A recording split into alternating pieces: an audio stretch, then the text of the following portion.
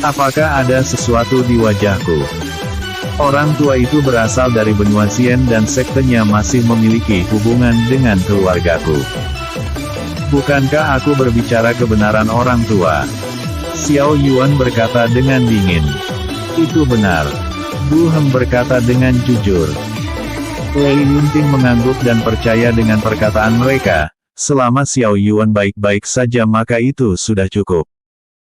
Sekarang Dan King sudah mati dan mungkin Sekte Azure akan segera mendengar kabar ini. Xiao Yuan melihat cincin ruang milik Dan King dan sudut mulutnya menunjukkan seringai yang puas. Dia mengeluarkan sebuah lentera dan aura panas menyebar ke segala arah.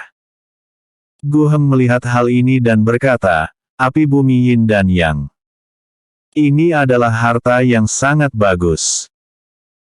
Api bumi Yin dan Yang merupakan harta yang sangat bagus dalam atribut api. Sebelumnya Dan King menggunakan hal ini untuk bertarung satu lawan satu saat berada di arena. Kenyataannya bahwa Dan King belum sepenuhnya dapat menjinakkan api ini dan hanya sedikit kekuatan yang ditampilkan. Namun api bumi ini sama sekali tidak berharga untuk Xiao Yuan. Bahkan jika bersaing dengan api hitam kekosongan takutnya nyala api ini akan langsung lenyap. Hah? Sepertinya barang ini akan menjadi tidak berguna. Xiao Yuan menghela nafas. Tuan muda. Orang tua ini memiliki sedikit pengetahuan tentang api bumi Yin Yang, walaupun tuan muda tidak ingin memurnikannya lebih baik gabungkan saja dengan artefak. Orang tua ini yakin bahwa setidaknya artefak itu pasti sekuat tingkat penciptaan dengan kualitas terbaik. Gu Heng memberikan sedikit saran kepada Xiao Yuan. Ya, mungkin aku harus mencobanya. Xiao Yuan menyimpan kembali lentera itu dan menerima saran baik dari Gu Heng. Orang tua ini memiliki kenalan master penyuling yang hebat. Apakah tuan muda tertarik untuk mengambilnya? Gu Heng berkata dengan sopan. Kita akan urus nanti karena aku tidak membawa bahan penyulingan yang lengkap. Untuk sekarang kau bisa pergi, aku akan melupakan masalah ini. Xiao Yuan berkata dengan santai. Xiao Yuan mengambil tangan Lei Yunting dan berniat untuk menjelajahi tempat ini bersama. Lagi pula Dan King sudah mati dan dia bisa berjalan kemanapun dengan perasaan yang lega. Tunggu sebentar tuan muda. Kalau boleh izinkan orang tua ini untuk bersama tuan muda, orang tua ini mengetahui lokasi tanaman obat yang mungkin akan membuat tuan muda tertarik.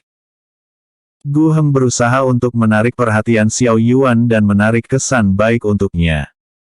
Tanaman obat apa yang kau maksud? Xiao Yuan tertarik dengan hal ini. Bunga kesadaran ilahi. Jika tuan muda bisa memurnikannya menjadi pil roh, maka laut kesadaran ilahi tuan muda akan terbentuk sepenuhnya. Tujuan awal saya datang kemari karena untuk mengambil bunga ini. Gu Heng berkata dengan jujur. Xiao Yuan dan Lei Yunting sangat terkejut, bagi kultivator tingkat langit ini merupakan harta yang tidak ternilai. Seharusnya semua kultivator paham tentang betapa sulitnya proses pembentukan laut kesadaran ilahi. Dengan bantuan tanaman ini mungkin promosi Lei Yunting hanya menunggu masalah waktu. Maafkan saya. Namun sejak awal senior sudah menginginkannya, kami tidak ingin mengganggu upaya senior yang sudah bekerja keras untuk datang kemari. Lei Yunting mewakili Xiao Yuan dan menolaknya dengan halus. Xiao Yuan tersenyum dan sangat puas dengan sifat alami dari Lei Yunting. Dia adalah wanita yang cerdas dan mengenal kebaikan. Dalam sekali lihat mungkin dia sudah mencerna semua ceritanya dengan baik. Baginya tindakan ini sama saja merugikan untuk Gu Heng, jadi dia tidak akan mengambil sesuatu yang diberikan oleh orang lain dan merugikan Xiao Yuan. Nona jangan menolaknya. Orang tua ini sangat tulus. Gu Heng sedikit memaksakan hal ini. Tapi, Lei Yunting masih berusaha untuk menolak tetapi Xiao Yuan menghentikannya. Xiao Yuan mengusap wajahnya dan berkata, bunga kesadaran ilahi akan sangat bermanfaat untukmu. Aku tahu kalau kau tidak ingin merugikan orang lain atas tindakanmu. Bagaimana jika begini? Biarkan aku memurnikannya menjadi pil roh, jika itu hanya satu maka kita akan memberikannya kepada Gu Heng. Apakah kau setuju? Maka kau harus menepati perkataanmu. Lei Yunting memeluk Xiao Yuan dan menyetujuinya. Gu Heng memberi hormat dan berkata, Tuan muda adalah orang yang bijak, kalau begitu orang tua ini akan mengikuti arahan Anda. Gu Heng berpikir kalau hubungan mereka berdua tidaklah sederhana, wajar saja Lei Yunting menjadi wanita Xiao Yuan. Dengan bakat kultivasinya yang hebat dan kekuatannya, dia sangat cocok untuk menjadi menantu keluarga Xiao. Bahkan kecantikan Lei Yunting ini sama sekali tidak di bawah para wanita di benua Zien, dengan sifatnya ini sudah merupakan berkah untuk mengenal Lei Yunting. Terlebih selama dia tetap berhubungan baik dengan Lei Yunting, maka Xiao Yuan tidak akan mengarahkan niat buruk kepadanya. Pria yang hebat akan selalu kalah dengan kecantikan, sepertinya pepatah itu bukanlah sebuah kebohongan. Mulai sekarang Sekte Seribu Ular harus menjalin hubungan baik dengan Sekte Langit, di masa depan mungkin mereka akan mendapatkan bantuan dari keluarga Xiao lewat Sekte Langit. Segera mereka bertiga terbang bersama dan Gu Heng memimpin jalan untuk Xiao Yuan, dia memiliki peta yang menunjukkan lokasi yang tepat. Selama mereka mengikuti instruksinya maka perjalanan ini akan berakhir mudah. Episode sebelumnya. Bab 79 Status yang mengerikan. Episode berikutnya. Bab 81 Menghindari.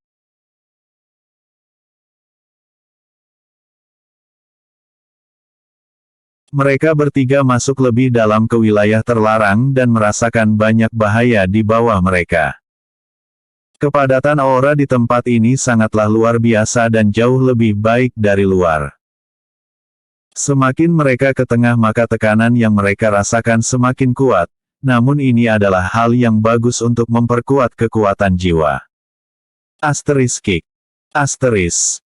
Teriakan bis terdengar di balik awan hitam dan puluhan burung berwarna hitam pekat melesat ke arah mereka. Gu Heng mengeluarkan tombaknya dan berkata, burung kecil ini sangat mengganggu. Tombak di tangan Gu Heng mulai berdengung dan angin yang tajam melesat ke arah puluhan burung hitam, semua burung itu terpotong di bawah serangan tombak milik Gu Heng. Lei Yunting merasakan bahwa di balik awan hitam masih terdapat banyak burung hitam yang bersembunyi. Segera dia membentuk segel dan pedang es terbentuk, Lei Yunting melambaikan tangannya dan pedang es itu melesat ke arah awan. Asterisk boom. Asterisk. Pedang es itu menabrak awan dengan keras dan semua burung hitam di atas langit jatuh ke bawah dengan keadaan yang membeku. Lei Yunting dilatih secara pribadi oleh Liu Zi dan keterampilan yang dimilikinya sama sekali tidak rendah, lagi pula dia adalah salah satu jenius 5 kerajaan dan kekuatannya tidak bisa dikatakan lemah. Nona tidak perlu ikut bertarung. Orang tua ini sudah cukup untuk membunuh semua burung kecil ini. Gu Heng tidak ingin Lei Yunting kelelahan. Senior adalah yang terkuat di antara kami. Lebih baik senior menyimpan tenaga, wilayah terlarang memiliki bahaya yang belum diketahui. Mungkin kekuatan senior akan dibutuhkan saat menghadapi bis yang jauh lebih kuat. Lei Yunting berkata dengan jujur. Gu Heng mengangguk dan terlihat senang dengan kepekaan Lei Yunting, tidak hanya kuat dan cantik tetapi Lei Yunting memiliki pemikiran yang sangat tajam. Hal ini menunjukkan bahwa dia memiliki jiwa pemimpin yang luar biasa dan membuat Gu Heng sangat kagum. Jika Lei Yunting lahir di benua Zien mungkin bakatnya akan melampaui semua jenius dan berdiri setara di atas mereka. Xiao Yuan mengambil wanita ini sebagai istrinya adalah sebuah keberuntungan bagi keluarga Xiao. Hah? Ini belum selesai. Xiao Yuan terbang lebih tinggi dan kekuatan jiwa yang kuat meledak dengan gila. Jiwa burung hijau kecil muncul di atas kepalanya namun penindasan kekuatan jiwa yang dirasakan burung hitam membuatnya sangat ketakutan. Segera burung hitam melarikan diri dan terbang menjauh dari Xiao Yuan seolah mereka melihat pemangsa yang sesungguhnya. Xiao Yuan tidak berniat mengejar mereka dan menarik kembali kekuatan jiwanya. Gu Heng sangat terkejut dengan hal ini bahkan jika dibandingkan dengan kekuatan jiwanya milik Xiao Yuan sedikit jauh lebih kuat. Lei Yunting melihat ekspresi terkejut Gu Heng dan berkata, "Senior. Priaku itu sudah membentuk laut kesadarannya, jadi senior tidak perlu terkejut dengan hal ini." Luar biasa. Gu Heng memuji kehebatan Xiao Yuan. Gu Heng berpikir kalau Xiao Yuan adalah yang terlemah, tetapi sepertinya dia terlalu meremehkan Xiao Yuan. Membentuk laut kesadaran ilahi sangatlah sulit tapi dengan kultivasinya yang berada di tingkat langit lapisan pertama, Xiao Yuan memiliki kendali yang luar biasa dalam kekuatan jiwa. Mungkin Xiao Yuan memiliki metode yang bagus dalam membantunya mengolah kekuatan jiwa sehingga dia mencapai titik seperti sekarang. Kita akan melanjutkan perjalanan. Tidak akan ada bis yang berani mendekati kita kecuali bis itu memiliki kekuatan yang besar. Xiao Yuan berkata dengan dingin. Kalau begitu perjalanan kita akan jauh lebih mudah. Gu Heng menunjuk ke sebuah jurang dan berkata, di pinggiran jurang terdapat sebuah gua dan di sanalah tempat bunga kesadaran ilahi tumbuh. Tuan muda dan nona harus tetap berhati-hati karena di dalam jurang tidak sedikit bis yang berbahaya. Xiao Yuan dan Lei Yunting mengangguk dan mereka bertiga segera bergerak ke arah jurang itu. Medan di tempat itu sangat berbahaya dan semua bis berlari ketakutan setelah melihat Xiao Yuan. Hal ini sedikit membuat mereka berdua bingung namun tidak ada yang mulai untuk bertanya. Alasan mengapa bis tidak ada yang berani mendekati Xiao Yuan adalah bukan karena jiwa burung hijau, melainkan api hitam kekosongan yang mengerikan. Setiap kali mereka akan diserang bis disinilah Xiao Yuan menunjukkan api hitam kekosongan sekilas dan menariknya dengan cepat. Jadi tidak ada satupun dari mereka yang dapat melihatnya. Bis memiliki kepekaan yang jauh lebih kuat dan dengan merasakan sedikit auranya mereka sudah melarikan diri dan menyelamatkan hidupnya.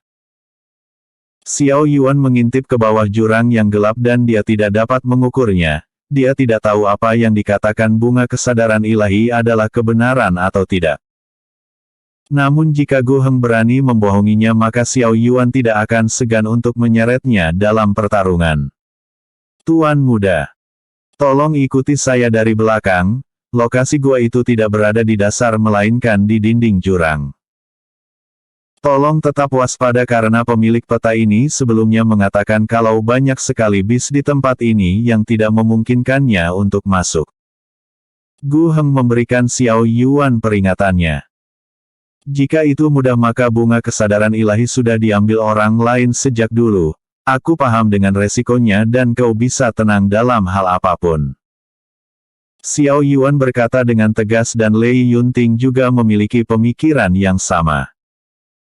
Tidak ada hal yang mudah untuk mencari kekuatan, mereka yang mengejar martial Dao selalu meresikokan diri mereka dalam bahaya.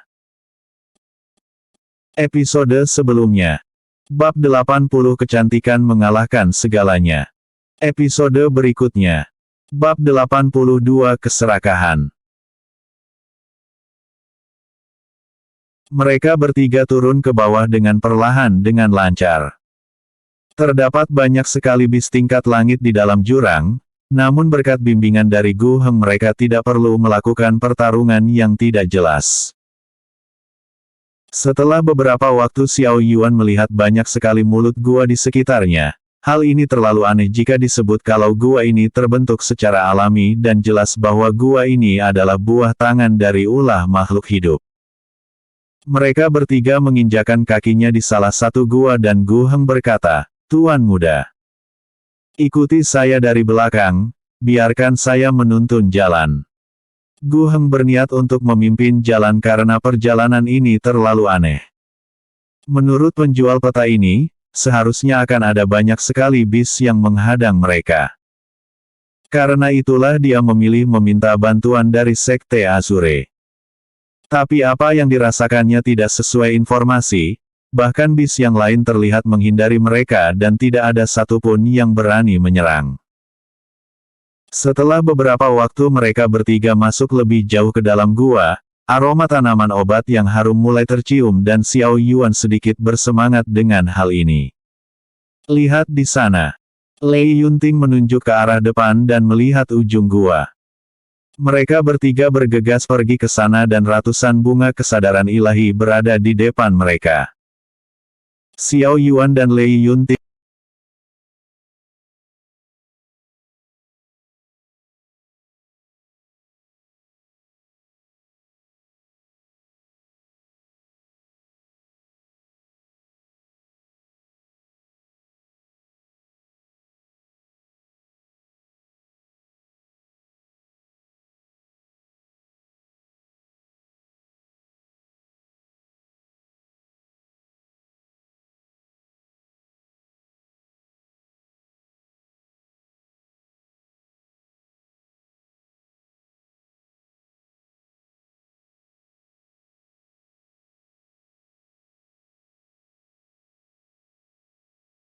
tidak bisa menahan rasa keterkejutannya, bahkan Gu Heng tidak dapat berkomentar apapun.